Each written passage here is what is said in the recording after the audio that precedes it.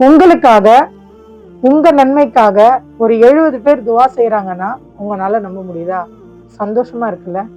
அதே 70,000 மலக்குகள் உங்களுக்காக துவா செய்யறாங்கன்னா எவ்வளவு பெரிய விஷயம் அது! எவ்வளவு பெரிய ஆச்சரியம்! என்னன்னு தெரிஞ்சுக்கலாமா? நபி ஸல்லல்லாஹு அலைஹி வஸல்லம் அவங்க சொல்றாங்க, சூரத்துல் ஹஸர் கடைசி 3 அத்தியாயம் 22, 23, 24 இதை காலையிலும் மாலையிலும் யார் வளமையாக ஓதி வருகிறாரோ அவருக்கு 70,000 மலக்குகள் துவா செய்கிறார்கள் அவருடைய நன்மைக்காக. அது மட்டும் இல்லாமல் இதை வளமையாக ஓதிக்கொண்டிருந்து ஒருவர் காலையில் ஓதிவிட்டு இரவில் இறந்து விட்டால் அல்லது இரவில் ஓதிவிட்டு காலையில் இறந்து விட்டால் அவருக்கு ஷஹீதுடைய நன்மை கிடைக்கிறது.